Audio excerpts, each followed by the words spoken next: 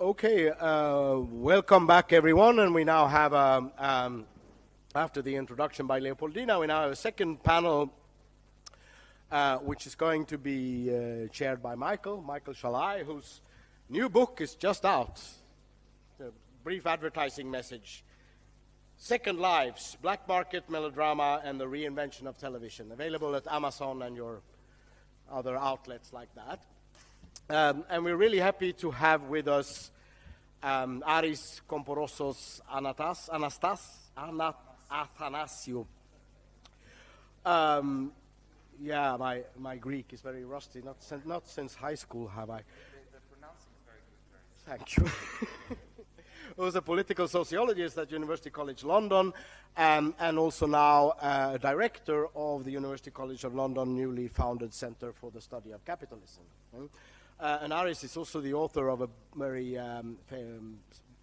widespread and successful book called Speculative Communities, which has made quite a splash in the theoretical world lately.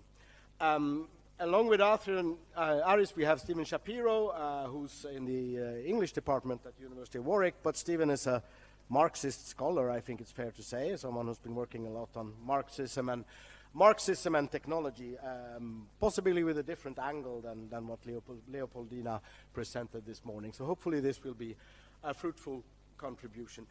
We've decided to put the two papers together and have the two presentations consecutively in order to have a more concentrated space for debate afterwards, so that they will be able to sort of discuss and ask questions about the two papers, who will probably be in dialogue with each other in some way.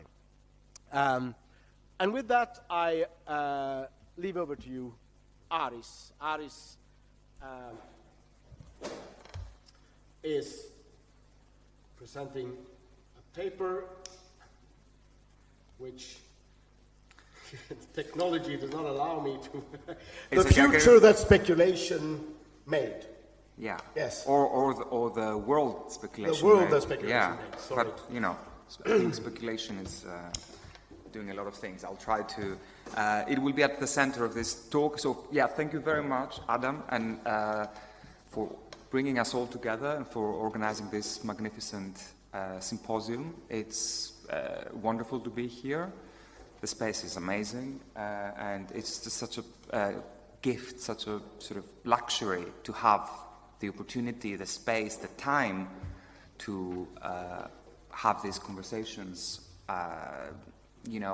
We're quite, I think we're all pressed for time, and various commitments make it difficult to really cultivate this time and space for speculative thinking. So I'm very grateful for the invitation. My talk today will be about speculation, which has been at the center of my work for about a decade now. It all started with conceptual work that I've been doing on imagination as a concept, as a philosophical concept, but also as a social and sociological structure. And so what brought me to speculation was my interest in the imagination.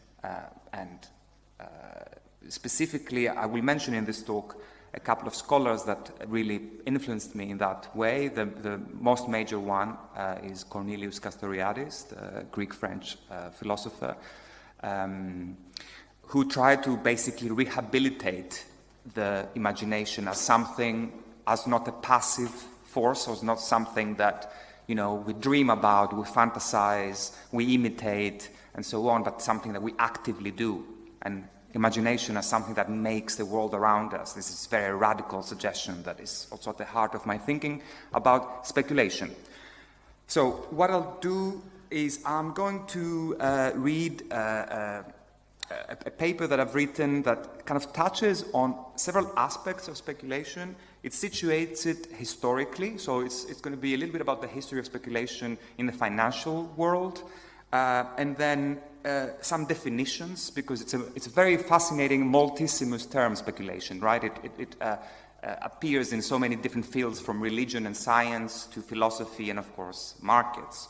I'll raise some questions around the ethics and the moral debates around speculation, and I will finally put to you in a provocative way a suggestion that I make in the book, Speculative Communities, but speculation, as it appears in finance in particular, can give us lessons for how it can be radically mobilized for a progressive kind of politics. So speculation not as a symptom, but as a structure for action. So I'll begin by reading a short quote written by John Francis as a commentary on the 1846 railway mania. The railway mania in the United Kingdom, mid-19th century, was one of the most famous financial bubbles in world financial history. So maybe some of you have heard of it. I think it encapsulates what happened then, so I'll read it. The cautious merchant and the keen manufacturer were equally unable to resist the speculation. It spread among them like a leprosy. It ruined alike the innocent and the guilty. It periled many a humble home. It agitated many a princely dwelling. Men hastened to be rich, and they were ruined. They bought largely. They subscribed eagerly. They forsook their counting houses or companies. If successful, they continued on their course, and if they reverse, they too often added to the misery of the homes they had already desolated by destroying themselves.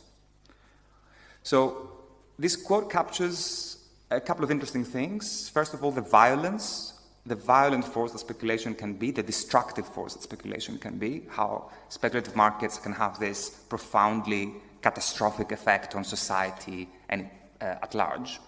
But it also captures this element of it, this kind of attraction, this kind of aspect that makes it appealing to people, this promise that it carries with it, that it can offer the futures that speculation promises, that can be very attractive.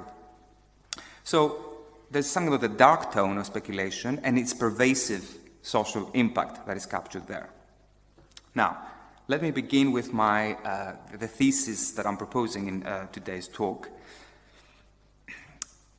And that is, whether in markets or in philosophy, speculation tosses the coin of uncertainty in the hope of seeing through a future that is often haze-draped and uncertain, unknown future.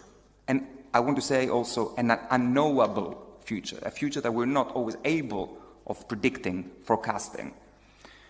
A mirror, speculum, and a watchtower, specula, this is the Italian knowledge with Latin knowledge will understand this immediately. Speculation animates a certain vision. From the leaps of scientific revolutions and technological futures to the pursuit of dreams and mystical theologies, speculators have always sought to capture what lies ahead. Speculation encompasses a duality at the core of all financial activity. When pushed to its outermost limit, it can unleash formidable destructive forces and lead to the burst of market bubbles, much like in the 17th century Amsterdam's notorious tulip craze, or the Victorian era's railway manias with which I started the talk. Last century's Great Depression, or the more recent 2008 global financial crisis. During such periods, market, quote-unquote, passions take hold. Traders venerate ethereal values with no material reference, with no links to so-called fundamentals. Yet speculation is also the market's indispensable lubricant. All speculative trades calibrate risks in order to generate yields and prevent markets from, quote-unquote, overheating. Here's the definition of speculation provided by the Oxford Dictionary of Finance and Banking. Okay, so I'll read you the definition. The purchase or sale of something for the sole purpose of making a capital gain. For professional speculators, the security, commodity, and foreign exchange markets are natural venues as they cater for speculation as well as investment and trading. Indeed, speculators help to make a viable market and thus smooth out price fluctuations. This is particularly true of commodity futures and option markets. Okay, so what do we have here? This is perhaps counterintuitive. We have a definition of speculation as a helpful lubricant of the markets, which allows to smoothen out, even out prices, and even further, to take on unwanted risk from those parties in the market that are not willing to take on that risk. So, this is an interesting starting point for us, perhaps counterintuitively. So, speculation's greatest gift to markets, it seems, according to this definition, is stability, not crisis. Absorbing volatility by smoothing out price fluctuation and generating liquidity. For those in the business of trading, speculation means betting on possible future movements of asset prices, but it also involves dealing in risky assets like derivatives and futures with the goal of providing insurance against such price movements. Speculators, in other words, both short and hedge uncertainty. Throughout capitalism history, defenders and opponents of speculation have foregrounded one function, i.e. the shorting, over the other, the hedging, to mark it as a virtue or as a vice. So how do we approach as speculators uncertainty? Do we fulfill our role of hedging, so securing against it, or do we bet on it with intention to, do we short it with the intention to profit from it in that manner? So this has set the tone of what constitutes permissible and even morally something that we morally embrace if speculation versus something that we condemn. Iconic anarchist thinker Pierre-Joseph Proudhon, in his 1857 Manuel du spectateur à la bourse, famously distinguished between the greedy financiers of the Paris stock market of the time, whom he lamented as, I'm quoting him now, pure, corrupt, and unproductive gamblers, and what he saw as more productive forms of speculation. When sought for its own sake, speculation is circular, autotelic, and parasitic on the real economy.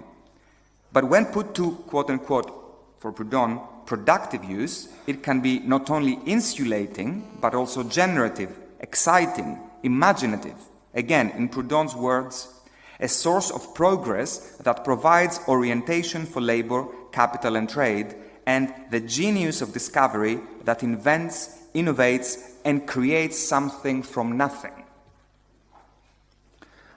As markets in the global centers of capitalism sought to expand their insatiable financial activities over the course of the 19th century, and this is a key period that I focus in the book and in my work, as in the birth of highly speculative activities that become formalized and also highly desirable and pervasive amongst society at large. So as global epicenters of financial activity were expanding in the 19th century, they vied fervently for control over the power of speculation. Just as Proudhon was writing his Manuel, a new kind of speculative market was being established about 4,000 miles west of the Paris Bourse. In 1848, the Chicago Board of Trade became the world's first organized exchange for future contracts. For those of you, I'm sure for many of you this is common knowledge, but just to provide a definition of what future contracts were, standardized agreements to buy or sell an underlying asset, predominantly that was then grains, such as wheat from the city's hinterland, at a guaranteed price to deliver it at a specified future time. Trading future contracts ostensibly served the hedging side of the speculation coin that I mentioned earlier. So it functioned as an insurance against the volatility for farmers whose harvest was exposed to radical and incalculable weather uncertainties. So that was an attempt, the future contract circulation in Chicago, to insure against the profound uncertainties of the future that the farmer was faced in the farms. So what happened there is speculators stepped in to take on the unwanted risk at a discount, performing thus a social function, while farmers received security and the market remained liquid. Sounds quite a beautiful story, doesn't it? Yet, no bushels of grain were being moved because of these trades, and actual contracts never really exchanged hands in the CBOT, the Chicago Board of Trade. Soon after the launch of the future contract, the circulation of what was called phantom wheat, ghost wheat, in the pit vastly overtook that of real grain produced in farms. Future traders engaged in fictitious dealings that were entirely unmoored from the corporeal economy. Was this kind of speculation ethical? Was it different from ordinary gambling? Advocates of future contracts and the CBOT's influential allies in the courts then and in the federal courts of Chicago in particular believed so. In other words, they believed that we should distinguish between speculation in the stock exchange and gambling on the street. State courts enshrined the legal right of futures traders to short sell for their alleged positive effect on setting off prices in the real economy. And successive governments sanctioned the promise of even the most fictitious of trades to, quote-unquote, according to one such key court decision, to stabilize an inherently unstable capitalism. This was a quote from the courts then. Importantly, speculative bets made in the pit were painstakingly distinguished from the wagers that were placed outside of those incorporated commodities. Those kind of bets were systematically slated. And I'm talking here about bets in the mushrooming bucket shops. So these were informal establishments open to anyone who wanted to wager small sums on the price movements of stocks, of the formal exchanges, which were actually conveyed through the rapid development of the telegraph through the stock ticker that were projected in this gringy establishment. And so folks from all walks of life could go into them and place bets outside of the formal exchanges. So those bucket shops strewed US cities of the fin de siècle, and speculation through those places became a game for the many. So this was a kind of disorganized speculation that was associated typically with farmers, with people of color, with migrant urban workers, and with women, groups that were not only excluded from the futures markets, even though for some these markets defined the prices of their products and hence of their livelihoods, but were also derided as morally repugnant. The imagined netherworld of dingy gambling houses served as a convenient scapegoat to the celestial halls of futures trading. By transposing the evils of speculation to outcast lay bettors, the denizens of pits and their powerful institutional allies strengthened the legitimacy of what we can call Homo economicus, a figure that arises in earnest during that time. They cast it as a noble figure, the speculator, Homo economicus, as a figure that is noble and stands at the helm of US capitalism. Yet speculative activities across organized exchanges and informal bucket shops had deeper affinities in the Victorian era. So the argument I want to make is that what was going on in these formal exchanges and what was going on in these gambling dingy pits had many, many shared elements. Speculators from all walks of life wielded a vivid imagination to navigate the inherent opacity, darkness of stake in the future. Flight from reality was not the exclusive purview of irrational and exuberant crowds. Professional financiers regularly actually turned to occult technologies of market prognostications. Their speculations meandered through the worlds of magic, superstition, even tarot card reading. Stock market's close encounter with astrology is perhaps the most telling of this enmeshment of the rational scientific on the one hand and the irrational spiritual on the other. Wall Street traders lined up to heed the predictions of financial astrologers such as the notorious Evangeline Adams, while mainstream financial technologies were adopting horoscopic methods that sought to map the movements of markets onto those of stars. I will return to this marriage, this unexpected marriage of the occult and the rational scientific a bit later in my talk, but I want to highlight that how these figures, these speculator figures in those formal markets that we often perceive as over-rational and so on, in fact had fascinating links to these, to worlds of spiritual, alternative, occult, astrology. These were worlds that, of course, in the Victorian era are very, they have close links with the worlds of scientific prognostication and prediction and forecasting. And I think it's important to keep that in mind when we're trying to understand what was going on in these speculative places. So, in the dawn of financial capitalism's modern era, speculation created a world that was at once obscure, a black box, but also spectacular, full of stardust and bitter conflicts. A world that was far from insulated from broader social reality. Speculators, I argue, were a mirror image of a society rather than a deviation from it. They reflected society's drive to lay wagers on the unknown in the face of radical uncertainty.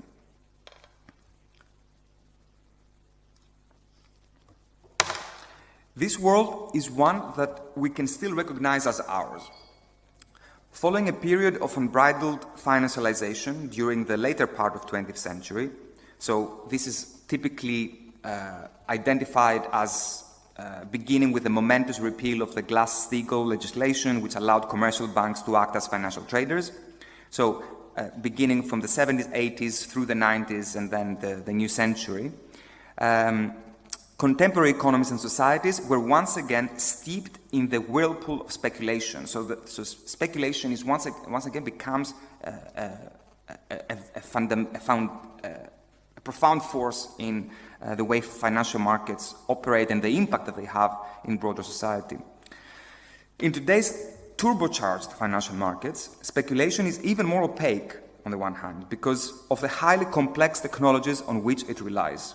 Machine learning, algorithmically powered superfast trading systems whose inner workings, interestingly, are often indiscernible even to traders themselves. So there's fantastic research that shows how contemporary traders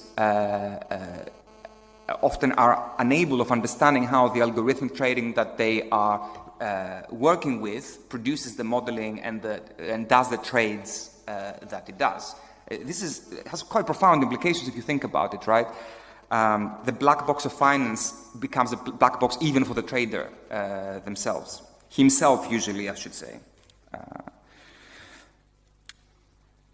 So, high-frequency and automated trading takes place now in virtual pits, with data scientists and coders quietly monitoring a ceaseless search for patterns through stacks of data, including predictive analysis of social media content, mimetic trade, as they say, that informs trading decisions.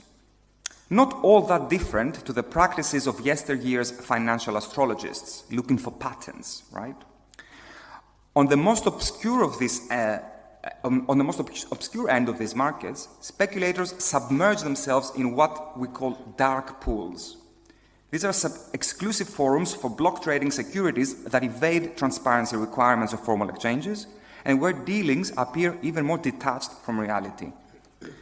The complexity of this kind of trading means that it is often impossible to tell whether a product like the derivative will be used to hedge an uncertain event or to derive profit from it.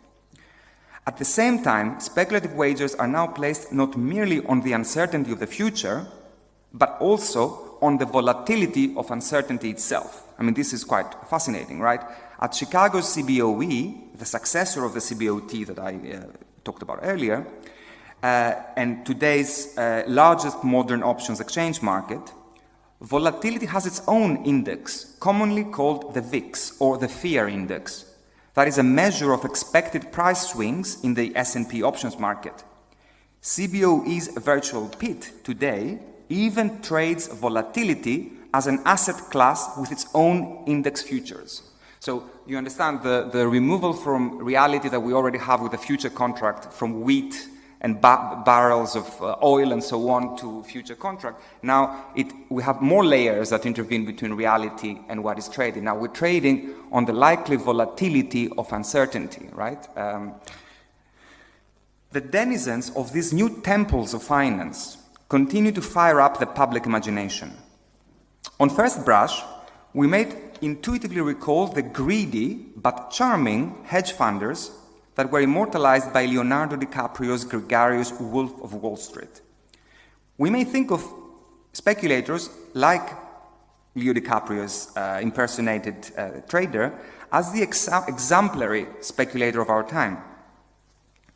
But on closer inspection, a new and more tragic figure is emerging to usurp the suave trader of financialized capitalism from his throne.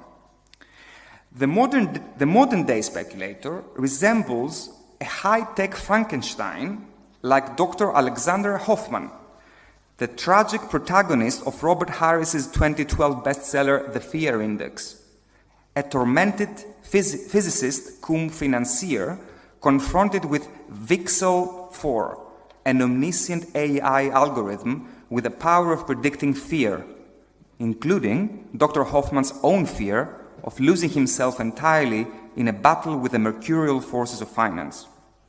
Now, this is Robert Harris's novel. The Fear Index is, of course, derives from the real Fear Index in the Chicago Board of Trade, right? The Volatility Index.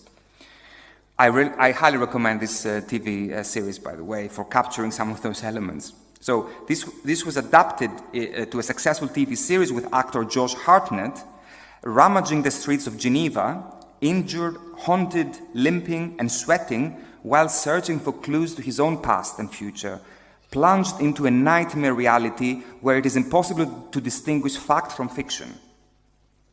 So this, I think, is a more accurate representation of the reality of finance today. Yet, beyond this dreamlike or nightmare-like world of hyper-technologized finance, contemporary markets' thirst for volatility is reminiscent of our own immersion, as in the society's immersion in the gamified reality of finance, especially through what we can call financialized digital media.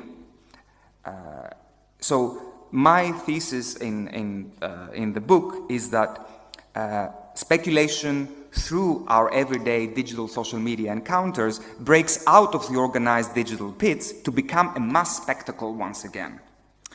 With retail trading of highly volatile assets exploding in the post-2008 era, meme and crypto trading platforms, decentralized finance, DeFi, and dApps, decentralized apps, and so on, provide the online bucket shops for our own time's virtual punters.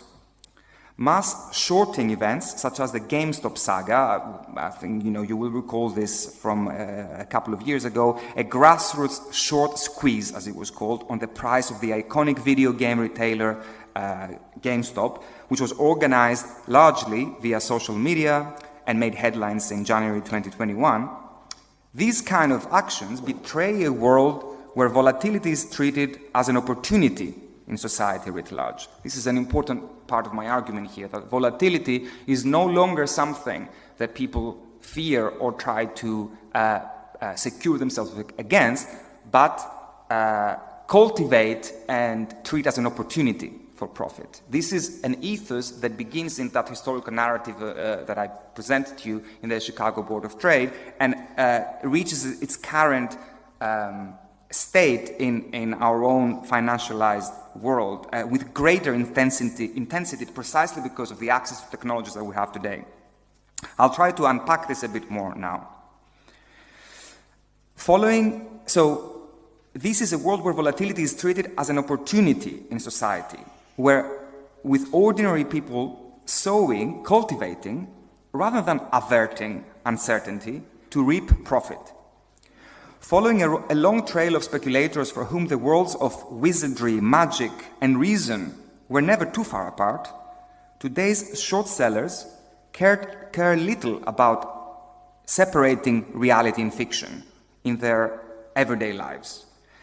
Those everyday lives are, taking place in the augmented reality of the digital. We heard about this earlier a bit. The realities of the metaverse, Web 3.0, to the halls of in-game trading of non-fungible tokens, NFTs. Today's short sellers then are drawn to strange narratives, increasingly untethered from material reality and weaved into the mainstream. Perhaps most alarmingly, the confusion that is sown by this radical fragmentation of our everyday experiences promotes right-wing conspiracy fantasies, regressive movements such as QAnon, which are moving rapidly from the fringes of political discourse to center stage. So there is, on the one side, one link that I want to make here. There is a political side that is immediately obvious when we embrace the volatile, when the real and the fictional become so enmeshed in our everyday digital lives, that regressive fantasy worlds like conspiracy theories become cultivated and enabled.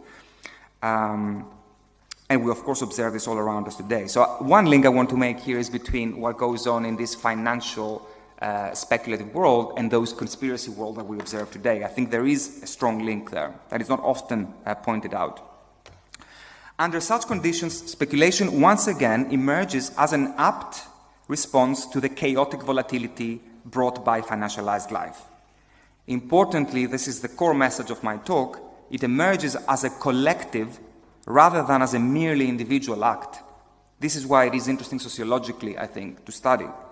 The kind of speculation involved in these gamified worlds that we inhabit evokes a yearning for community and imagined connectivity, a joint hedging of uncertainty. Wagers across economy and politics, from the crypto bros, folks trading in cryptocurrency markets who coordinate their short sells around meme stocks to profit from destabilizing prices, all the way to voters in Middle England sowing Brexit chaos in the hope of disrupting the liberal technocratic status quo. These are communities that are oriented towards new kinds of solidarities, which often produce confusing political alliances that cross the borders of left and right that we were discussing earlier. Such speculations place demands on the future in ways that encompass, rather than control or redress, things like doubt, ambivalence, and cynicism. So these are key elements of these kind of forms of collective speculation.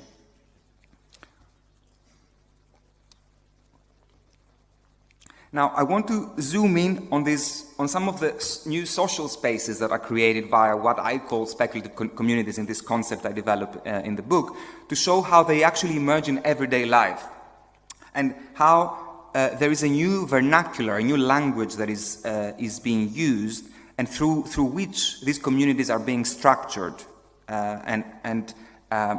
and these technologies are provided outside of what we can call traditionally financial markets. So the impact of finance on these communities is more indirect, if you like, right? So I'm not here only talking today about those that enter cryptocurrency markets or NFT markets and so on. Rather, I'm talking about a more, if you like, implicit impact of how we adopt as societies this way of imagining that the speculative markets have popularized, have diffused. So, and I want to insert a bit of a provocation here, and some of those technologies, social technologies that I look at the book include, of course, social media technologies, things like Instagram, TikTok, but also technologies that mediate our social encounters, for example, dating apps. I talk a lot about dating apps. Today, I'm going to mention briefly an example that is even more obscure, and that's astrology, digital astrology apps. These are apps that are experiencing extreme popularity amongst the new generation. We're experiencing today a quite fascinating return of the popularity of astrology. And so I want to speak a little bit about that as an interesting example of a speculative technology that brings people together in new ways that I think are quite interesting. So this re-emergence of astrology and its spectacular success, especially among Gen Z generation, has captivated and intrigued mainstream media, which often explain it in terms of its capacity to give us the answers that we already desire, to tell us what we already want to hear, right? Especially when things are uncertain, things are in crisis, we turn to something like astrology. The provocation I want to throw at you here is, what if that's not the case? What if the answer we, or the Gen Zers, now seek is uncertainty itself? What if what makes those apps attractive is not the security it provides, but the fact that it cultivates further the uncertainty that those people have come to know as the only world they can experience. Developed by an alliance of software engineers, amateur astrologers, and literary consultants, the app CoStar, do we know CoStar, the app? Who in this room knows CoStar? Okay, Alberto does, okay. Yeah, have a look. I don't want to, I'm not promoting it here, but I'm going to try and describe it to you and see what you make of it. So CoStar mixes the language of algorithmically generated, they call it poetic sarcasm, with a distinctive monochrome visual aesthetic. It provides smart daily messages that offer an irreverent darkness, instructing its users to, for example, start a cult, get off the internet, check your ego. This unusual function of astrology apps has been hailed as the new psychotherapy for Generation Z, or as psychotherapy plus magic. The opacity of the algorithmic predictions on the app and the assorted esoteric iconography it uses seems to offer apt representations of the chaotic everyday life experiences of its users.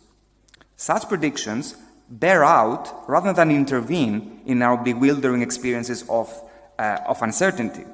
They seem to align with users' own cynical expectations of their futures. While the attraction of traditional astrology in more wholesome times seemingly lay in the comfort of determination, prediction, its digital successors make no promises of certainty. Yet their Neptunian fog resonates with the moment's zeitgeist. This new generation of astrology apps offer only an inherently unknowable future. As the CoStar motto goes, and I'm quoting CoStar now, astrology is fake but true. And we now need irrationality to invade our techno-rationalist ways of living. That's the claims they make. Importantly, astrology apps now harness such representations to connect people, much in the manner of apps like TikTok and Instagram, video sharing platforms. CoStar's personal charts are increasingly social, linked in real time to the charts of users' extended networks of friends, which are fed up through the app, through Facebook, WhatsApp, etc. And for that reason, they're entirely speculative. This speculative kind of sociality is one of the app's most popular features. It allows users to discover how compatible they are with each other in terms of, among other categories, emotions, as represented by Moon, intellect, by Mercury, sexual desire, by Mars, idealism, by Jupiter, and so on. The app deploys the same mischievous irreverence that is used in its daily messages to regularly update charts of harmony or discord amongst one's friends. So, my point is this. The striking popularity of digital astrology apps reveals a shift in the function of algorithmically powered media, from instruments of forecasting, prediction, and risk control to vehicles of collective uncertainty and incubators of the speculative sociality of our time. This is a very important point that perhaps we'll have the time to unpack a bit in the discussion and maybe in the afternoon. Another provocation I make in the book, and I want to kind of throw at the audience today, is that our relationship with the technological world today, we have a lot of theorizing, very important critical theorizing that looks at its nefarious impact, its destructive impact, how technology disconnects us, alienates us, fragments us. I think this is very important, but the aspect of that phenomenon that interests me and I want to put to you is that how it doesn't only do that, how there is also a new type of connection that technology facilitates, and how the communities that it enables simply don't always look like what we expect them to look like. So my task in this work has been so far to look at instances of collectivity and imagined community whose parameters, whose shape and form doesn't look what we expected it intuitively to look like. And so my point is that a lot of the, for example, surveillance capitalism critiques, the Zuboff argument, we're predicted passive kind of users of whose lives are totally instrumentalized and made into data and so on. Absolutely, I want to quarrel with this argument, but I do want to make the point that this is a limiting image of who we are as users. I think we're much more active, we're much more social beings that do not merely remain isolated in our engagement with this media. So that's part of the point I'm making in the book, and I want to just briefly introduce here. And so, while these astrology apps have little in common with the astrologies of the past, the platforms they provide are part of what I call a rapidly expanding assemblage of technologies, what I call speculative technologies, which mediate the ways we imagine and experience contemporary financial capitalism.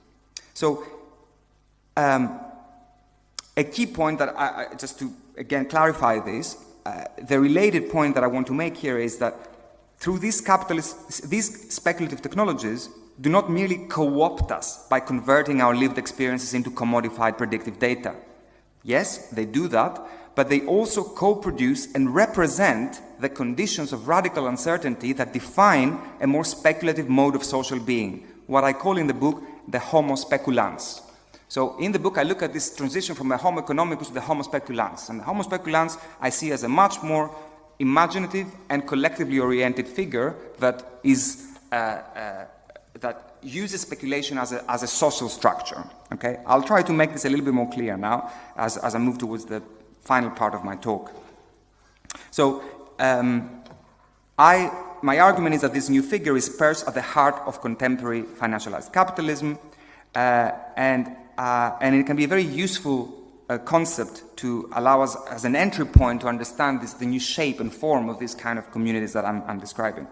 So I'm taking a small step back, and I want to tell you how this links to this kind of 10 years of work with theorists like Cornelius Castoriadis and also Benedict Anderson, so key thinkers around this structuring, active social force of the imagination. So in the book, I propose a theorization of what we can call the speculative imagination, which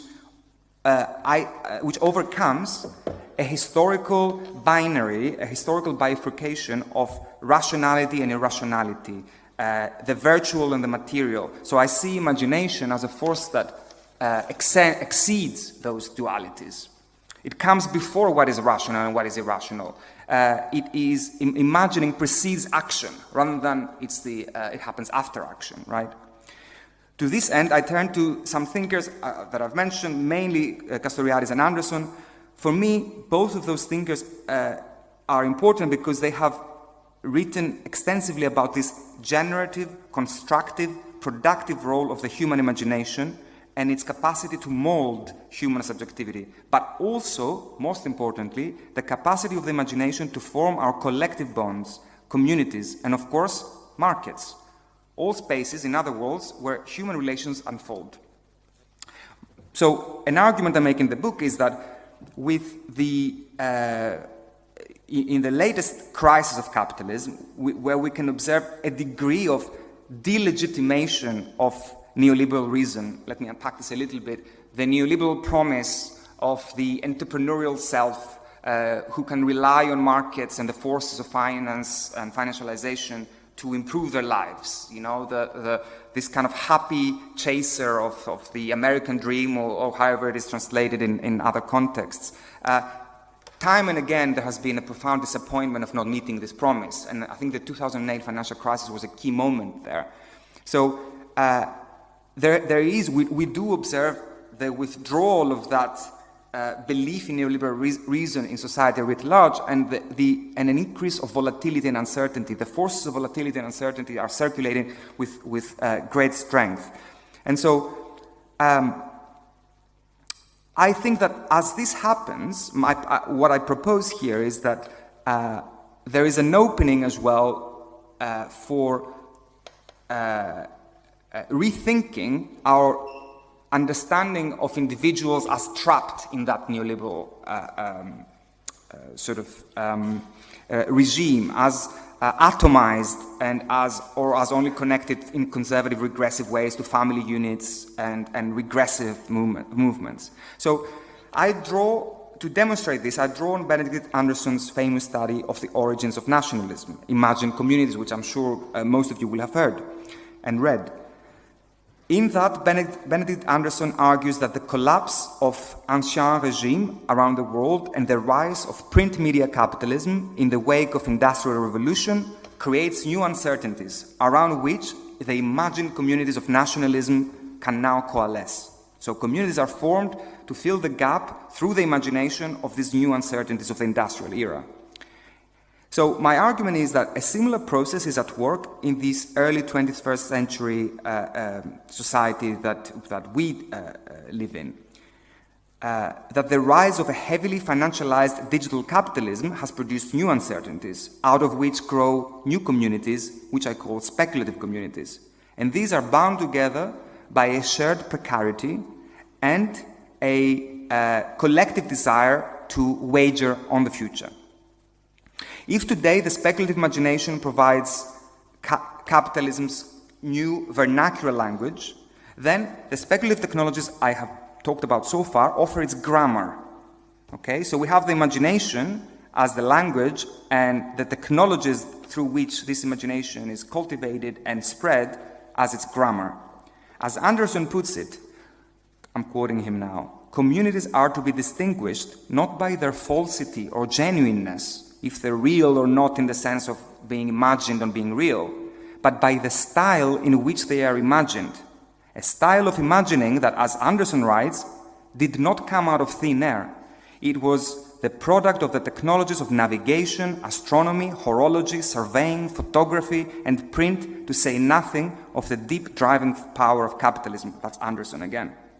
So, for Anderson, as we know, the case is simple, right, but fantastically profound. The imagined communities of nationalism in the wake of the Industrial Revolution are formed around things like the collective reading of the Bible, the collective reading of narrative novels, the reading of the daily newspaper, about which Anderson famously notes in the daily ritual, the morning ritual of an American buying the newspaper, turning at each page in the knowledge that at the same time as he does, millions of other Americans are doing the same, and in doing so, they imagine you have the creation of this imagined community, which is profoundly real, of course. So, if publishing novels and reading newspapers were the tools, the infrastructures by which Anderson's proto-national imaginaries materialized, then posting stories online and scrolling through streams of social media content is how speculative communities come to life today. The everyday life of speculative technologies, the everyday use of speculative technologies is this new vernacular I'm talking about here. Proprietary algorithms, cloud computing, image and video sharing platforms, social media, location-aware dating apps, astrology apps, these are the commodified tools of connectivity that animate speculative communities. The key point I want to make here is that the members of these communities are neither lone narcissistic gamblers nor passive dupes of a surveillance capitalism. Our immersion in the transient worlds of Instagram, TikTok, Tinder, CoStar, and so on becomes, as I hope to have demonstrated so far, a way of coping collectively with the unknown. Let me recap and conclude.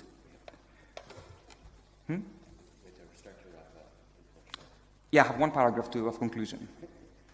Speculation is a definitive feature of contemporary life across the spheres of economy and politics. Since the early stages of 19th century financialized capitalism, it has been understood often as phantasmatic or parasitic logic driving markets' rapacious pursuits.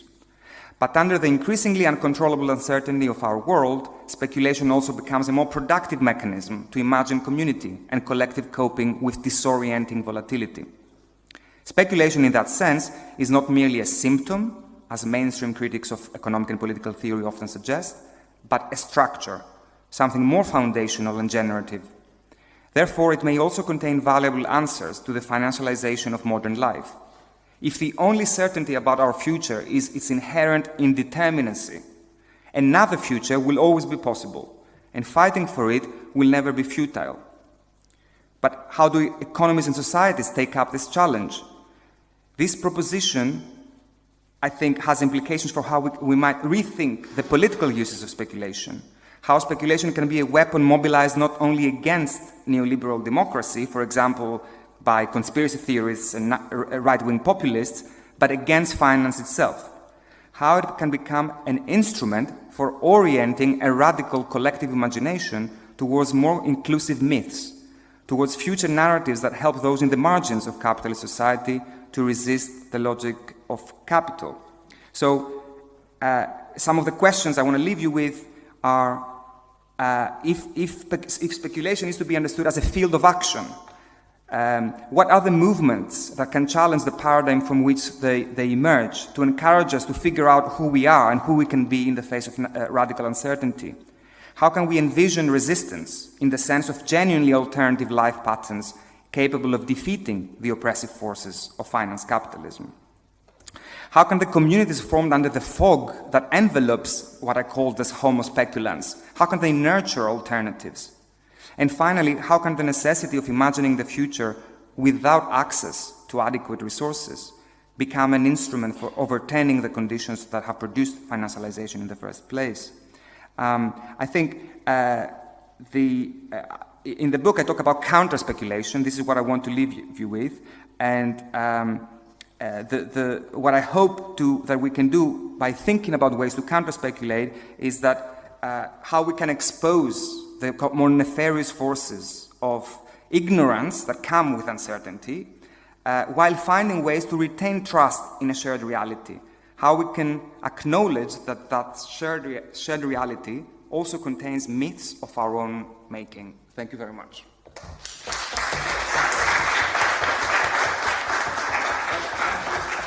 Thank you so much, Aris. When Adam and I were first putting this, our seminar together, Aris's work was among the first we talked about, and it mattered to us centrally, and so it's an incredible treat to have you here with us today. It's my job, unfortunately, to keep things moving along, and we're going to postpone the questions for that reason, and we're going to talk about both of these papers together after both. And so with that, I give it over to you. Stephen's work was also important to Adam and I. I have known Stephen for 20 plus years, it seems, so it's a real pleasure to have him with us today. If you will now, let's just give it straight over to Stephen. Okay, great. The reverb was a little bit much, so I want to just move this to the side. I have to be close, okay. Okay, so the worst thing is that I have to listen to myself. I'd like to thank Michael and Adam for the invitation to speak to you today about capital and crisis. It's a bit of a homecoming for me. I realize I haven't been in Italy for more than 35 years. When I first came with the introduction from Stuart Hall to research at the Institute at Gramsci, back when there still was a Pici, if that's how it's pronounced. So the work that I wanted to talk about today is a project that I'm working on that tentatively called The Cultural Fix, Marx and the Organic Composition of Capital. But it always, over these long years, it's always been in conversation with Gramsci. And so it feels particularly nice to be able to, as it were, be back in my birthplace, my intellectual birthplace, more important than my natal one. The summer school is meant to be more conversational, and Adam suggested that we don't use slides. So let me start by saying 3 axioms or manifestos so you know where I'm going, and I'll try to speak on each of these for a bit and then move on to the next. And the 3 points are interlinked, but each one I hope can be thought about separately or ignored. If you prefer, you can zone out for one and come back into the others. They're sort of all fine, but in my imagination they lead on in sequence. Okay, so first, the body of Marx's work is being radically expanded. Thanks to the work of the mega editions, the Marx Engels Gesamtausgabe, which are bringing to light previously unseen or little seen notebooks, a great deal of work which has never been published in German. When the project is over in 40 or 50 years, it will more than double the amount of material written by Marx that we haven't seen today. And the effects of that will be as great as the expansion of Marx's corpus in the 60s and 70s when people started reading the Grundrisse, for instance. Think of the effects of that. Also, the Marx-Engels Werke project is still going on, and they're publishing letters that had been suppressed under the Stalinist editions and previously. But also, as we know, that shortly before his death, Engels destroyed hundreds of his personal letters to Marx and other members of the First International. And now there's an attempt to slightly reconstruct what may have been in these letters by replies or bits and bobs. But there's this huge, huge lacuna in the primary corpus. And so this is going to massively change our understanding and our ability to use Marx, but a few touchstones are going to be necessary to help guide us in this new constellation. And so one is that we need to read Marx's Capital Volume 1 in the original French. In other words, the French edition, Le Capital, written serially between 1872 and 1875. The second point that I want to talk about is, despite the recent popularity of degrowth communism, exemplified in Kohei Saito's Marx and the Anthropocene, much of the use of the term metabolic rift as a way of understanding the Capitalocene is limited due to its lack of understanding in the theoretical framework and context from the French edition in which Marx proposes the idea. And third and lastly, as with the misunderstanding of the term metabolic rift, so too has the term the organic composition of capital been misunderstood, and this miscomprehension has held us back from doing what Gramsci argued we always had to, which is try to read the contemporary conjuncture rather than preconceived notions about what we think this conjuncture ought to be like. To, in other words, try to do politics as they really exist rather than politics as we imagine they ought to exist from preconceived models. And here I want to argue that we need to liberate Marx from his reliance on 19th century frequentist statistics and move to a more Bayesian probability perspective, to move beyond a set of tendentious and ultimately unhelpful debates like the so-called transformation problem between price and value that can never satisfactorily be solved if we continue to hold on to their basis within these 19th century epistemological frameworks. Okay, so those are the 3 points. That's the map. First point, we need to accept that the last version of Capital that Marx himself wrote, the French edition of 1872, which Marx largely wrote rather than just supervising the translation, the French edition of Capital should be used as our canonical touchstone for our understanding of Marx, rather than Engels's posthumous editions, the third and fourth German editions, which are the ones on which all English translations have been based upon. When Marx's publisher wanted a second edition of Capital because copies of the first were running out, not many had been published in any case, there wasn't much time for Marx to make substantive changes. So there are some differences between the first and the second edition. Things on value that were in the appendix were moved into the body. He wrote stuff on the commodity fetish, but for the large part, there's not that much difference. So the main change is, while the first volume had presented all the fiendishly difficult sections, Marx thought that a less dialectical reader would find these too much of a challenge, but by the second edition, he moved them back into the main text. But the real change to Capital occurred with Roy's translation of Capital into French. As was often the case with translators, Marx grumbled that Roy wasn't skilled enough and was translating the early sections too literally. So Marx intervened and essentially did much of the translation himself, while also adding significant large amounts of new material, often in the back parts on the general law of accumulation and on primitive accumulation. The French edition is significantly longer and different from the earlier German editions. So when Marx writes in the postface to the French edition that it possesses a scientific value independent of the original and should be consulted by readers familiar with the German, he's not being simply polite. It is actually a significantly different book. It's about a third longer than the earlier editions. And it's different in at least 3 important ways. First, it's often simpler to read because Marx pruned away a lot of the philosophical terms used in the earlier volumes from his familiarity with German philosophy. He removes a lot of the philosophical terms to make Capital more accessible to those who haven't been trained within the German university system.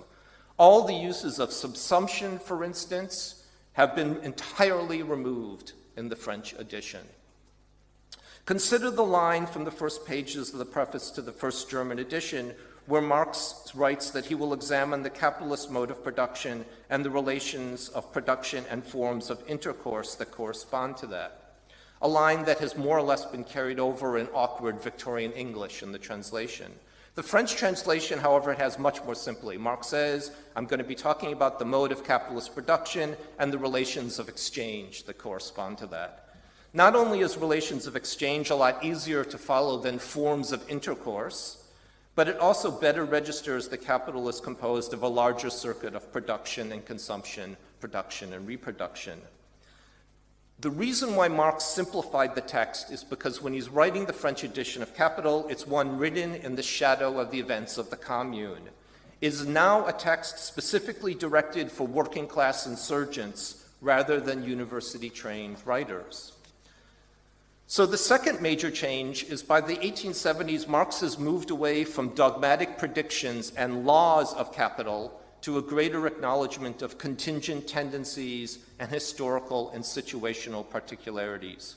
Consider the changes on the passage of primitive accumulation in the French edition, which changes the lines that most Germans and English readers read to say this. Marx writes, so far primitive accumulation has been carried out in a radical manner only in England.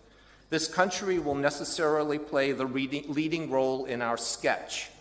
But all the countries in Western Europe are going through the same process, although in accordance with a particular environment, it changes its local color or confines itself to a narrower sphere or shows a less pronounced character or follows a different order of succession. Not only has, in the French edition, has England lost its summative place in the paragraph where it's described as the classical example and thus a normative example, but now it's simply the most extreme or radical one. Particularity is now emphasized by Marx, and the passage presents itself less as a structural law, but more as a sketch and only apposite for the countries of Western Europe, Germany, France, Belgium, and England, but not the rest of the world. Anglophones don't know this last passage because when Engels translated back the French edition to create the posthumous third German edition, he refused to translate between 10 and 15,000 words that Marx had written. Significant parts of the French edition of Capital have never been read by Germans or English-speaking regions. Engels abbreviated the French edition not only because he personally disliked the simpler style, and he complained to Marx about losing the philosophical jargon, but he was also uncertain about hedging certainties in Marx's thought at a time when he was otherwise preoccupied with solidifying and canonizing Marx's arguments after his death. A case in point is the use of the verb bedingen in German, which is determine, versus the word dominer in French, or dominate, in the following passage on Capital One on the relationship between the mode of production and other areas of life, like culture. In German, it's the mode of production of material life determines the social, political, and intellectual process of life in general. But in the French edition, which is the last lines that Marx wrote, it becomes the mode of production of material life generally dominates the development of social, political, and intellectual life.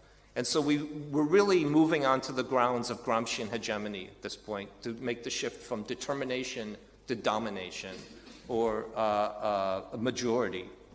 So consequently, one way to understand strands of Marxism involves the regions that read either the French edition or translations based upon the French edition, like the Spanish, Italian, and early Polish translations, versus the regions that relied on the third German edition, on which all the ensuing English translations have come from. If French, Italian, and Spanish Marxism produces vibrant strands of Marxism, this is because they simply read a different capital than the one that we Anglophones or Germans do. And even more important to this point is the people colonized by these regions read the French edition. So when we talk, let's just say Fanon reads the French edition, not the German edition. So when we talk about the need to decolonize Marx, this has to start with the edition that the people in the colonies read, not the edition which the people in England and Germany want to talk about.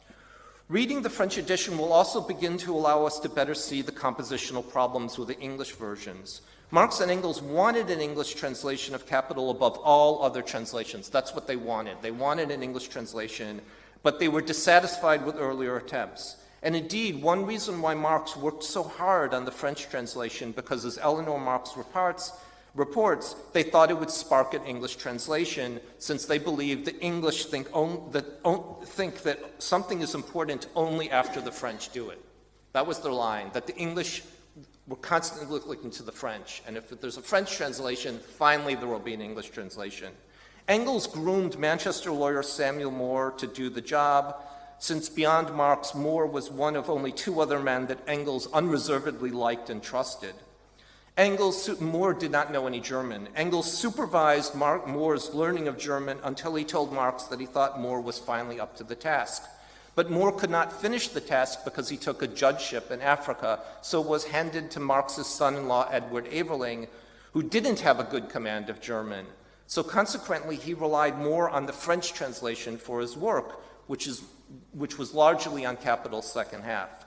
But Aveling did not go back and balance his sections with Moore's, so there's often a terminological confusion in the English translation between the sections which Moore completed, relying on the earlier second German translation edition, and Aveling on French.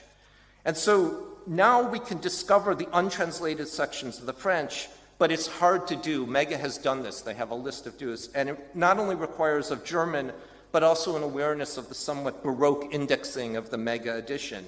But soon we will have a Princeton University translation of the second German edition and a penguin of Thomas Kuczynski's fusion of the German and the French. And so both of these are going to be coming out soon. Kuczynski has problems because whenever there's a variation between the German and the French, he just uses both of them. But once with the penguin edition of the second edition and Kuczynski's of the French and the German, we'll now be able to see the changes by triangulation. And so we'll be more easily to see how Marx changed Capital to aid proletarian revolution. When Marx revises Capital for the French edition, he inserts materials from the notebooks that Engels would use to assemble Capital volumes 2 and 3. And one feature of this is the newly added paragraphs to the chapter, The General Law of Capitalist Accumulation. Here, Marx briefly introduces three ascending definitions of capital's composition: value, the technical form, and the organic. The first composition, the one of value, is the one most well known to Marx's readers. Composed of the relation between constant and variable capital, the value composition is the introductory subject and baseline for Volume 1. Yet Marx quickly subordinates the value composition as determined by what he calls the technical composition. Now, if Marx's distinction between the value and the technical composition isn't readily understandable for most reasons, it's because the terms to comprehend what Marx means by this are not found in Volume 1, but are found in Volume 2 and 3. So there's no way for the reader of Volume 1 encountering these paragraphs to make any sense whatsoever of these distinctions, because they're not explained till the other volumes. And so most people simply jump over these paragraphs, and there's not been a lot of discussion about this. But in discussing the technical composition, Marx shifts his terms from constant and variable capital to talk about the means of production and labor power. Now, why he should do this seems mysterious at this point, since many readers of Capital Volume 1 would consider these terms interchangeable as meaning the same thing. So it doesn't make sense why Marx is suddenly saying, I mean value to be this, and I mean a technical to be that, using terms that most people can't understand what's the difference between these terms. Here, however, there's a new replacement of the means of production and labor power for constant and variable capital, looks to the distinction that Marx introduces in Volume 2 between fixed and fluid capital. Fluid capital often mistranslated in English as circulating capital. Unlike constant and variable capital, which can be considered as horizontally separated, the relation between fixed and fluid capital is a more vertical one, as Marx's definitions clarify that solid-state fixed capital will become or metamorphosize into a fluid one, and vice versa. So there's a movement between the two constantly. One becomes the other. And here the distinction between fixed and fluid capital is primarily temporal.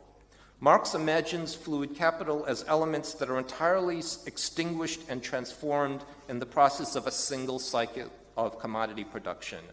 Fixed capital differs because it operates as a usable reservoir or reserve over multiple cycles of commodity production.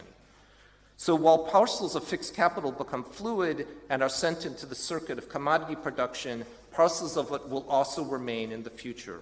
And one way to conceptualize the difference might be to consider a tank of petrol in a car. The petrol is going to be used up or made fluid to move the car. But the car, on the other hand, is an instance of fixed capital in that every use of it makes it slightly deteriorate, but it can be repaired and it lasts over multiple trips, far more than that single tank. Similarly, periodization schemes depend upon the idea that a phase is entirely used up, while periodicity, the recall of capital, seems longer-term fixtures. So such a contrast between fixed and fluid capital is easily comprehended, but Marx does something unexpected. For rather than pit labor power against the means of production, he includes labor power within the category of fluid capital. So in other words, he assumes at this point that labor power is going to be treated the same way as material resources. And he does this because the technical composition is a matter seen now from the capitalist point of view, especially with regards to intercapitalist competition, rather than the capitalist-proletarian conflict that Marx details at length in Volume 1. From the capitalist point of view, it doesn't matter if the elements necessary to make a commodity are labor power, natural resources, or tools. All are items that the capitalist needs to produce to create a new commodity and to send it through a single circuit of commodity capital of circulation in order to recover surplus value.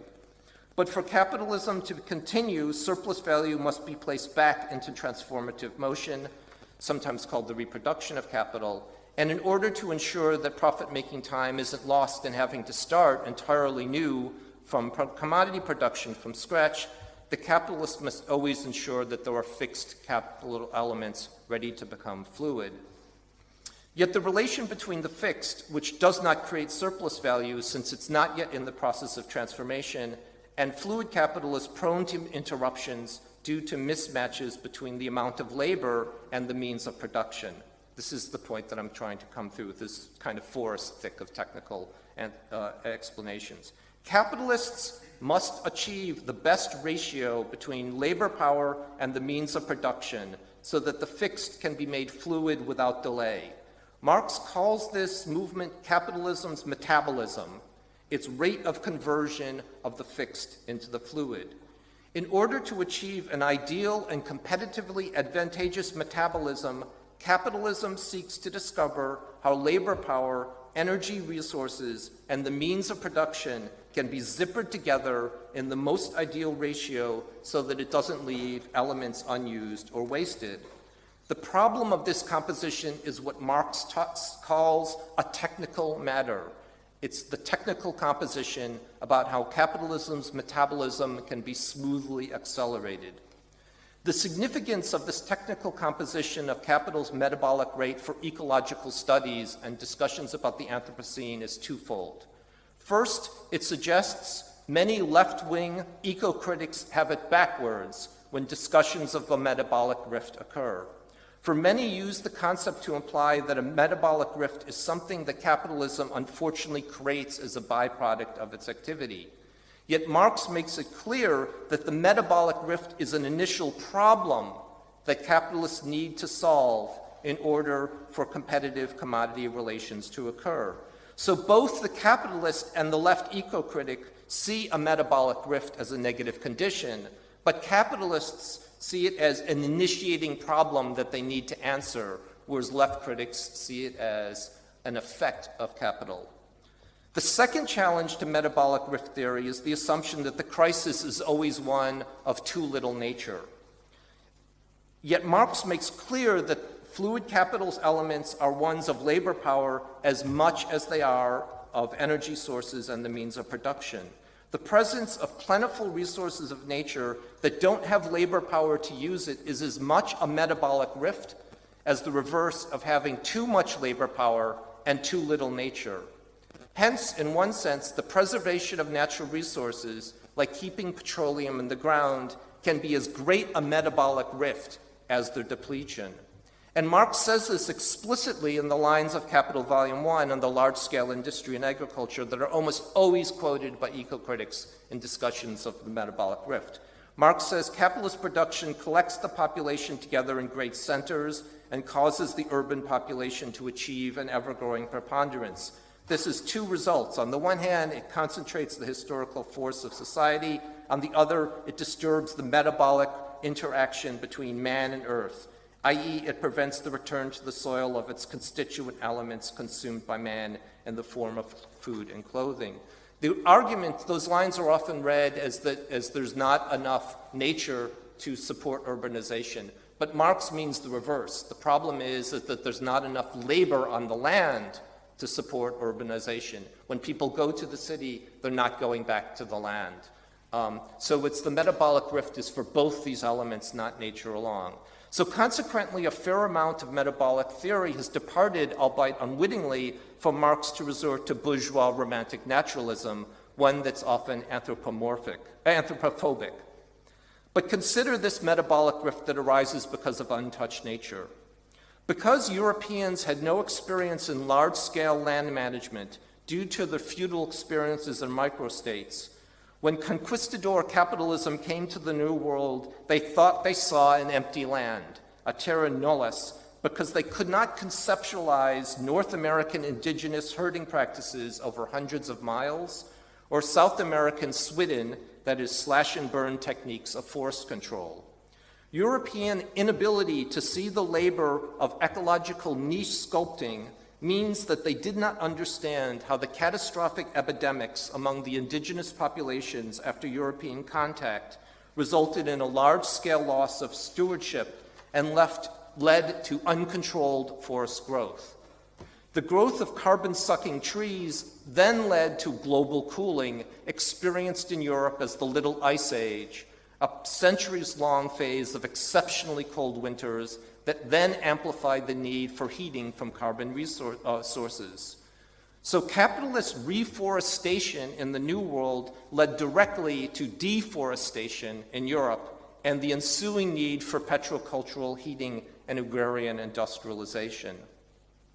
So decolonization, or the colonization in the New World, creates industrialization, creates the conditions of industrialization. Decolonization and anti-capitalist wage exploitation are historically interlinked and cannot be removed from one to the other. Okay, third and final point.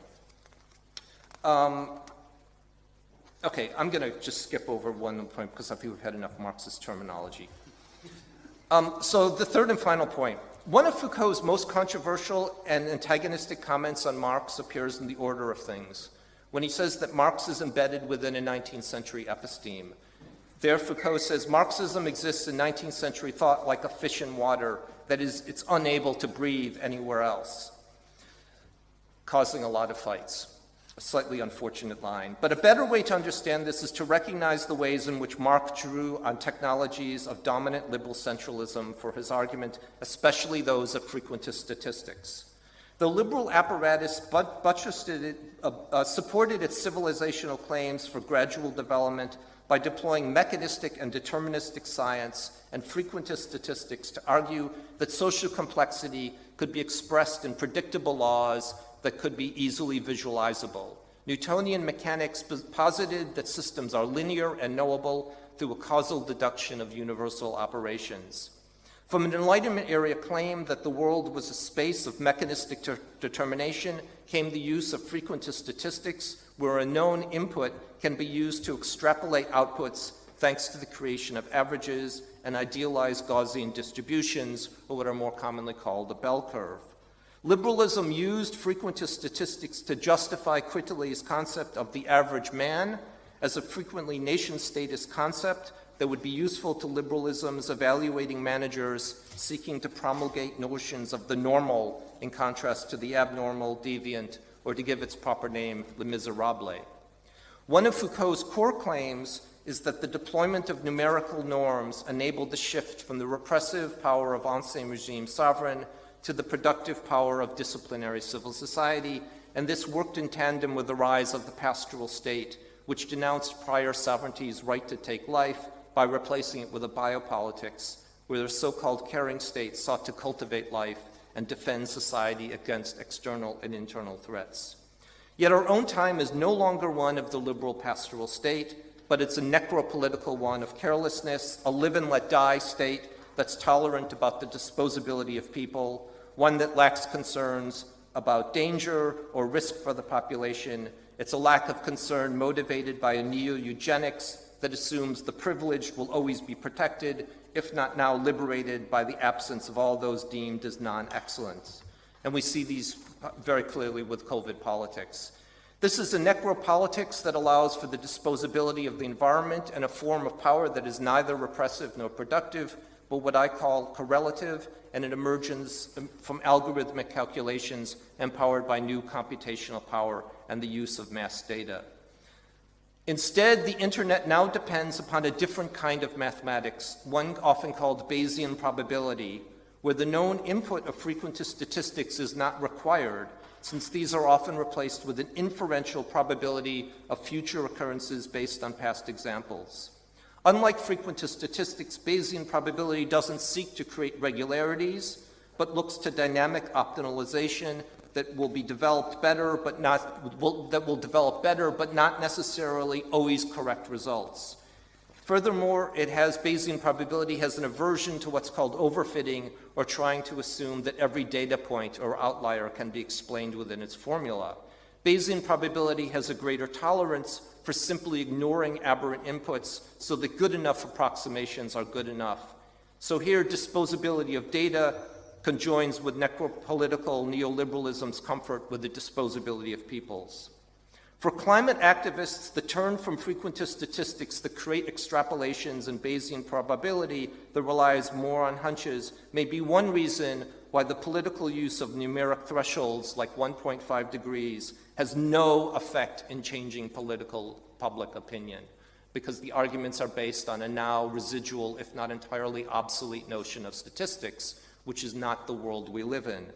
We can no longer have faith in the efficacy of these terms as the social episteme on which they depend is receding.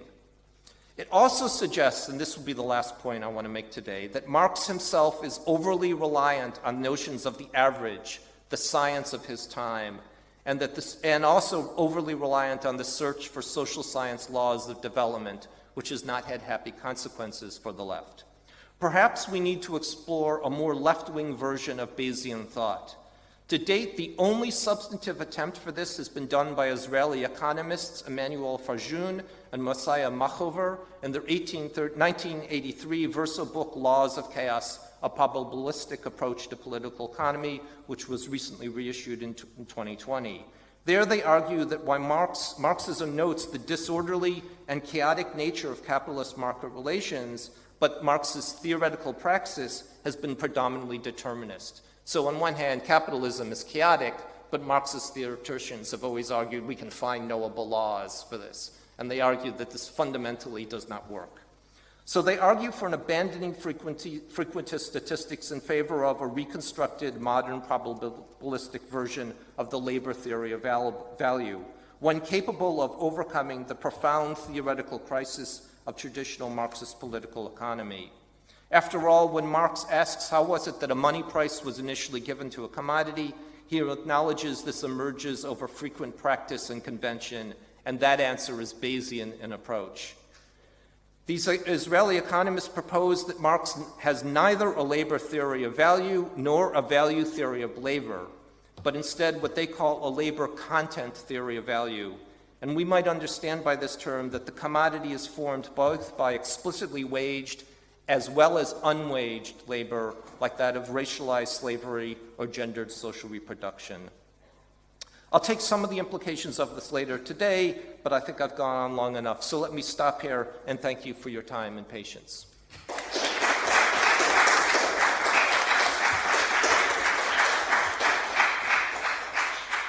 So thank you both for two incredibly rich and substantive papers. We see in the last instance a kind of overlap or possible dialogue between them surrounding probability and future casting as it takes place in the You have to speak into the microphone. Oh. Okay, I won't bore the audience with repeating myself. I was simply thanking both of these speakers for their rich papers, suggesting, however tentatively, a way to begin thinking about them in connection with each other. But in lieu of that, let me simply stop talking and open to any questions. I unfortunately will have to point at you, because except for Leopoldina, whose hand I saw first and whose name I actually know, many of your names I don't know. But let's begin with Leopoldina, and then you're up. Thank you both very, very much for your speech. I have some questions for Alice, and I hope to talk to you during the lunch. Alice, I think that we didn't reflect too much about money. We have a lot of analysis about capital, but lack of understanding of what money is from where it comes. And from what, from your fascinating history of financial speculation, etc., I was thinking, but also we are capital, we are speculators.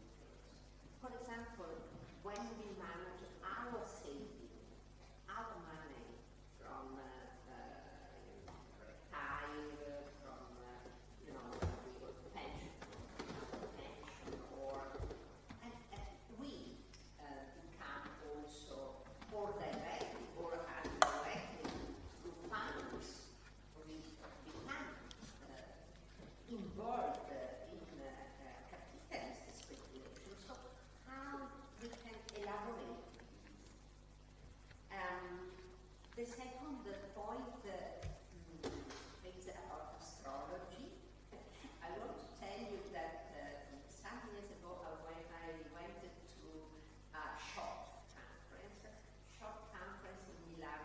Short is the history of technology conference, and there was a researcher from Stanford that presented a paper about astrology and Wall Street. And it was very interesting because she said that all the operators, Wall Street operators, were very fond of astrology, but they, in a certain sense, they si vergognavano, were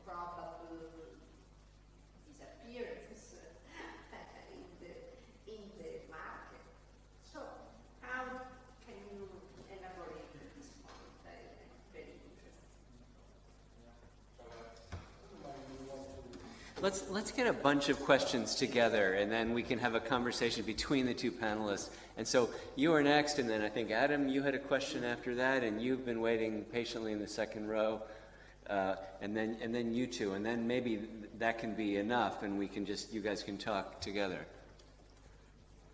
And sorry, I've lost internet. I don't know if any of you have it as well, so I can't even call up the name of the participants here. So we've gone offline. Okay, go on. University of Bristol, UK. Okay, thank you very much both. One question for each one of you, hopefully a quick one. For our first speaker, I was wondering if you could reflect a bit more on the notion of material reality, because you spoke about flags from reality, once removed, twice removed even, and I'm just thinking more about the argumentative or rhetorical force of talking about that. It seemed to me, or it didn't seem to me, I just wondered what thoughts you would have. It seemed that it implies a kind of A, we have a grasp of what that is, B, it is the thing that counts really, and it invoked in me this kind of notion of, I don't know, gain height, this being in touch with material reality as conferring some kind of advantage. So just curious if you thought that was the concept you were invoking, or if it was a different one. Okay, and Stephen, for you, one question about, would you characterize the contemporary social epicene that is different than the 19th century one? What would a good characterization of it be? Would it be characterizable as Bayesian? And if that were the case, then would the left have to play catch-up? And is catch-up good enough? Or, I mean, how are you thinking about that? Wonderful. Okay, I think Adam,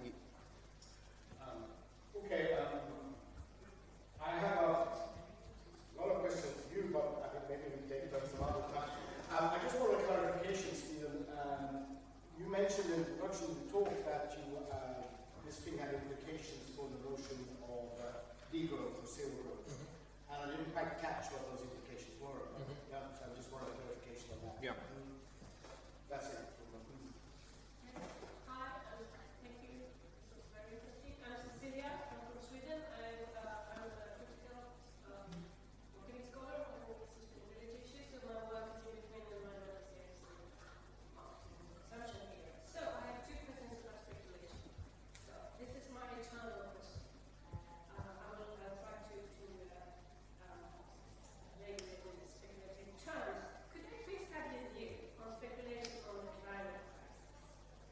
Because a connected question is, then, what is the role of leadership / capital accumulation in this speculation? Because for us as sustainability social scientists, nothing is, I mean, I'm working with Swedish government and nothing is blah, blah, blah, blah, blah, and you can't afford blah, blah, blah, blah. So please, could you just wonderful.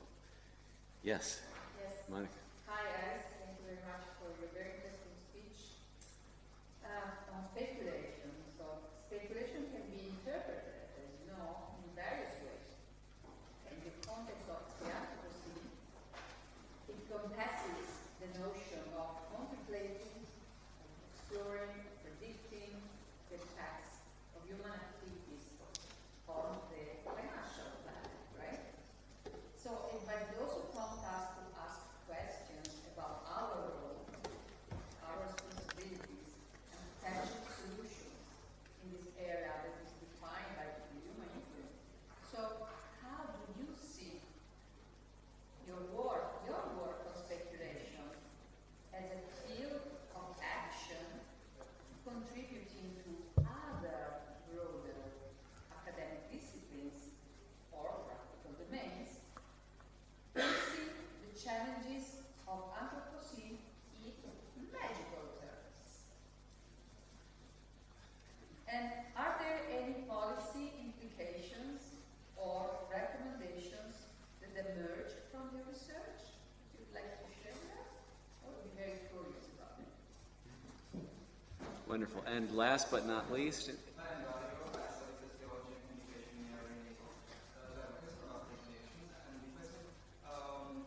boils down to what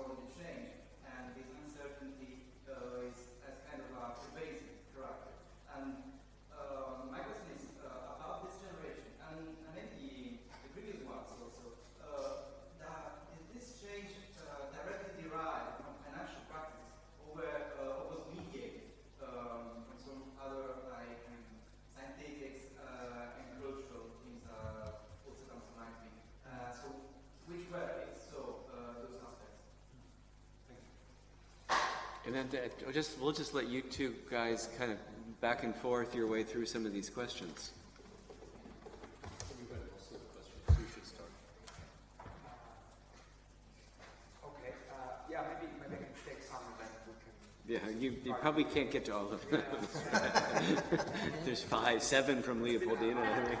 Maybe actually I'll just brought the work of a friend of mine, a colleague that I think it's Justin Joke. I don't know if you've come across his work. He wrote this book last year, Revolutionary Mathematics. I think very much in line with this very important argument you're making about probability theory, and it's kind of the revolutionary politics that can be contemplated from that path. Okay, so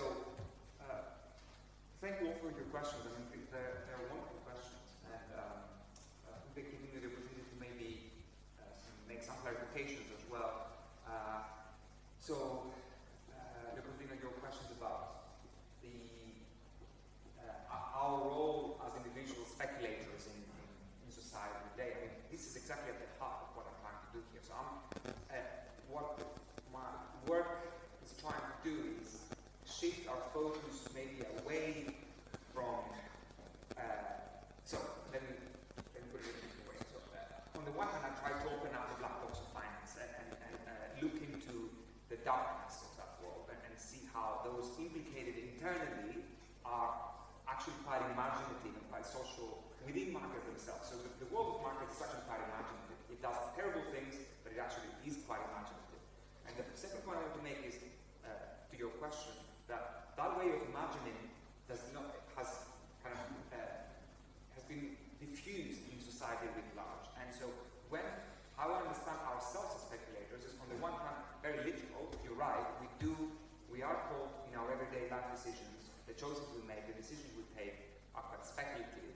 I mean, when we are faced with such uncertainty, what degree to choose to study, what political decisions we take, who to vote, who to partner with emotionally, our sexual desire, how it manifests. So there's a speculative component that is becoming very, very pervasive. So I think money is there, but my argument is that beyond our relationship to money and finance, our relationship to life itself becomes quite speculative. So in that sense, we really are inhabiting this speculative subjectivity fully.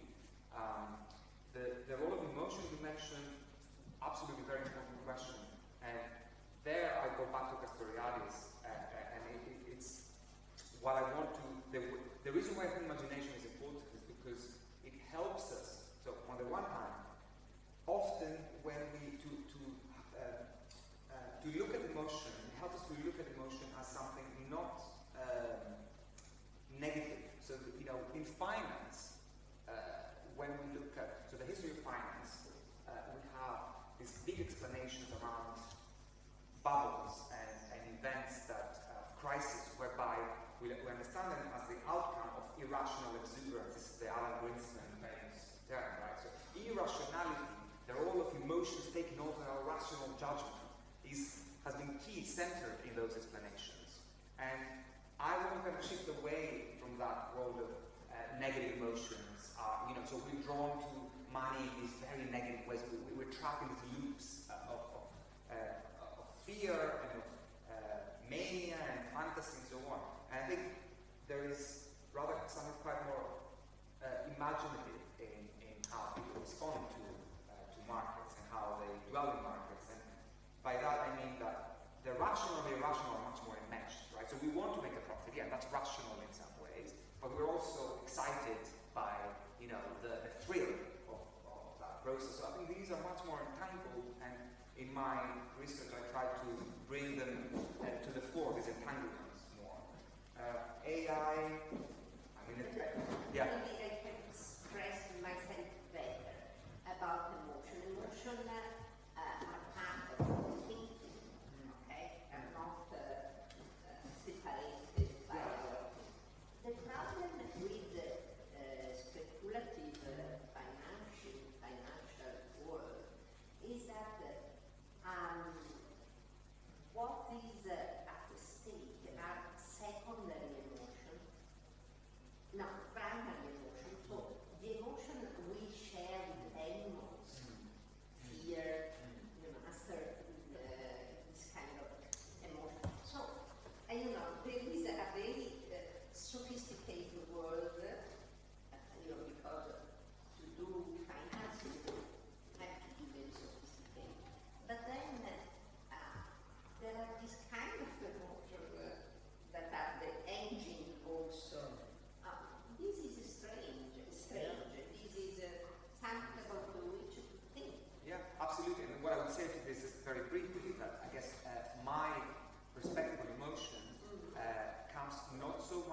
the kind of psychology perspective of emotion as something that is an individual characteristic or resides with the individual.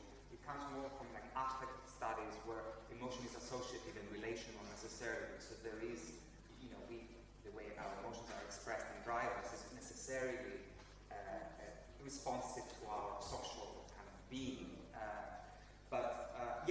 This is a big topic.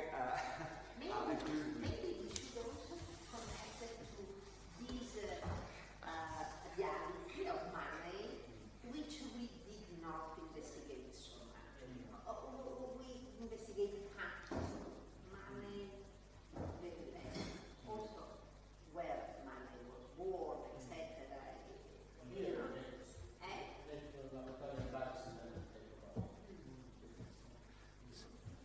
So let's keep forging ahead, because we had many questions.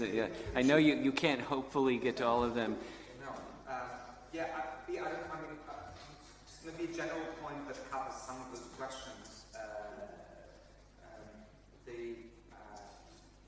I think there was a point about where my work kind of sits in intervening and policy implications and other. I think it links a bit with the question about the environmental crisis as well. Like things that, what is the role of speculation in responding actively to the crisis that we're facing, right? And the first thing I want to say here is that my work is not programmatic, so that I'm very cautious and very clear in the book that I'm not providing a paradigm for action. But what I'm trying to do is to provide a language with which to understand developments that are already taking place on the ground. So my argument in the book is that there are forms of political agency, of collectivity, that are very interesting, but they look strange. They look not what we expect them to look like. So to understand them, we do need a different language, and that is what I'm trying to do. So I'm trying to draw attention to things that are already going on. I haven't had the chance to speak about some of the examples that I bring up in the book, which I call counter-speculative political actions that take place both on the virtual and the physical spaces. But these are things that, like practices that include sabotage, boycott.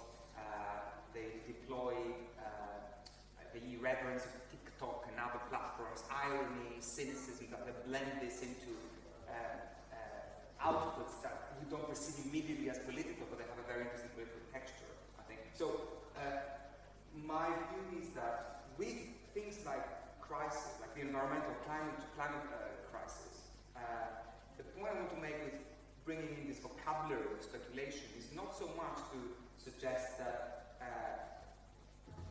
there can be a kind of resolute, distinct answer that comes out of collective speculating, as that, again, it would be fruitful to move away from turning to the force of prediction and the force of, let's say, scientific forecasting in trying to garner awareness and action about climate change and crisis. And we know what is happening, right? I don't think there's much explaining to the people that needs to be done. What is missing, I think, is this collective myth-making, the collective imagining that will entice people to act.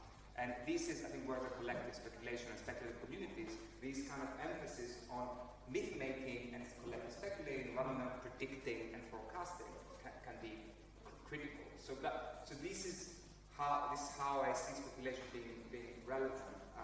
Again, maybe I'll stop here to give. That's a good segue, because Adam's question to Stephen was at least in part about his account of the climate crisis. Stephen, do you want to jump in? Yeah, so I'll just quickly ask the two questions. The first one is about left catch-up. So Marx's work is embedded within the trinity of conservatism, liberalism, and radicalism, as Wallerstein has described it. That secular trend, which goes from the 18th century, is over.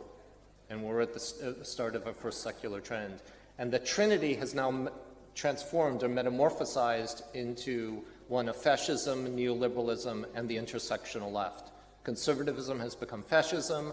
That's the dominant form of conservatism today. Liberalism has become neoliberalism, and radicalism has become the intersectional left. So when my younger, unfortunately, colleagues talk about being non-binary, they understand the truth that is key to the system, which is that the binary logic of statistics on which Marxist theoretical edifice was based has been surpassed. And so when people talk about, in ways that are very confusing to older people, when people talk about non-binary, a lot of times people can't understand gender flux has no relationship to either gender or sexuality, although it might, but means something else.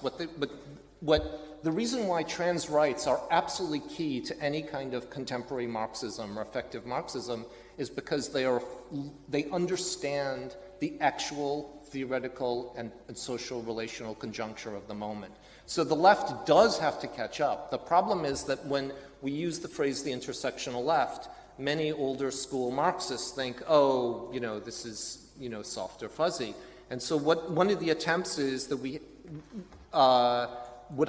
the purpose of my talk, which had a secret enemy, but that's another talk, but is an attempt to sort of show that there is a way in which we can reconstruct Marxist theoretical apparatus to be part of the contemporary intersectional left, and that we have to forego these older notions of radicalism, even if it makes us feel good and, in the right thing. And we have to understand our terms as being correct. So, for instance, Benjamin Badin has said, we can't talk about surveillance capitalism anymore because surveillance capitalism is predicated on a Foucauldian notion of discipline.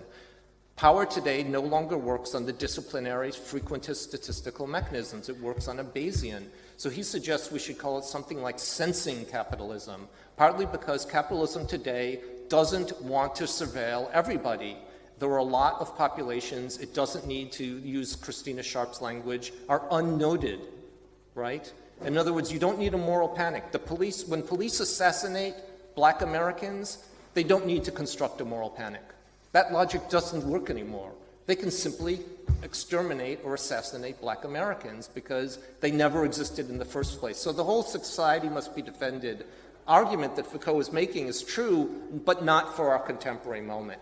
And so we need to really radically go back and think of these terms, and we have to accept politics as it's happening on the street, not politics as we want it to happen in our canonical texts. And that's why the French edition is so important, because Marx looked to the Commune did not occur because of capital. Very few communards knew Marx's work. Marx is really not that well known at this point beside a small circle.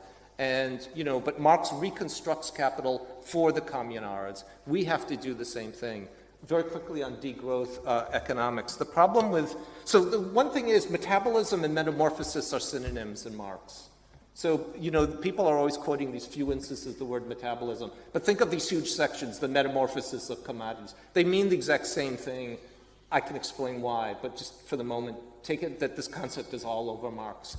The problem is that degrowth communism is tied, I think, still to accelerationist politics and the sort of romantic anarchist notion of like Graeber and Wengrow, or what I call nuts and berries projects, that we're going to somehow give up technology and urbanism and we're going to be foragers. It can't happen. The problem is not that we have growth. The problem is we have growth designed for capitalist profit. The problem is not that we have commodities. The problem is we have commodities that are created that are made to make surplus value. The specific implications.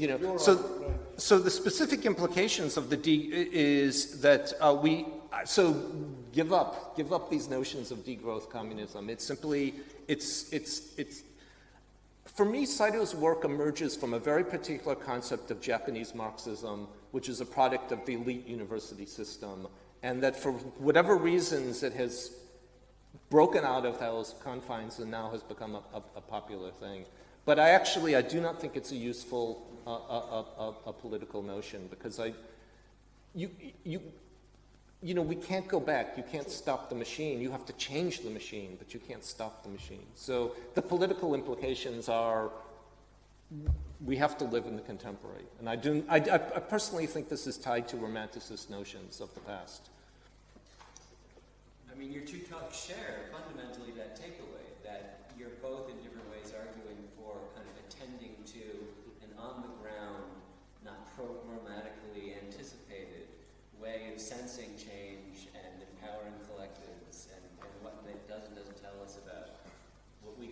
anticipate about the future of the left. Right? Both of you, for different theoretical reasons, although you're both interested in probability, are interested in the kind of inductive, intuitive figuring out based upon what's in front of you, rather than a kind of top-down, deductive, theoretical application. Yes, sorry, I'll just say one sentence. So I'm not interested in a Marxism of the party. I'm interested in a Marxism of the everyday. That is what I think the Gramscian reply to Lenin was. It's at the heart of Gramsci's entire corpus, which is to say, you know, the party is wrong. The party is not the mechanism that we should be making social revolution through.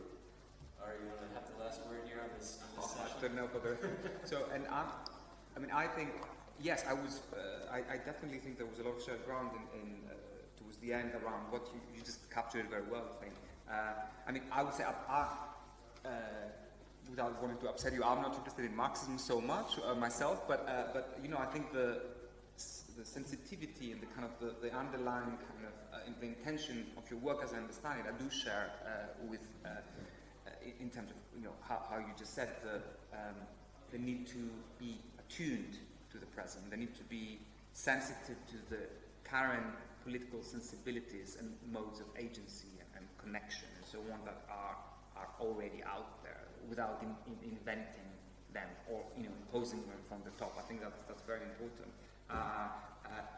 Yeah, I mean, I guess maybe that is a point that is worth reflecting more, which is our vehicles as educators, as people involved, you know, professors in universities, are engaging with, you know, younger generations in this figuring out the world that they're doing and that we're intervening to, and what is the impact of our intervention there. And I think this is, for me, you know, this is what I think about the most, about what drives my work, and this is where I'm a little bit more skeptical about returning to the great kind of, you know, philosophers and sociological fathers. How do we construct that language, you know, that political language to describe what is going on? I mean, and I think listening more, for me, I've resolved to the fact that listening more and not taking, you know, the student's distraction on their iPhone as a negative sign of disengagement. I think it is engagement, just in a different way that we don't really readily understand. So I think there's a lot of work to be done to understand those modes, and that's our role to understand them better. Yeah, that's okay. Thank you very much. I think now we'll break for lunch. And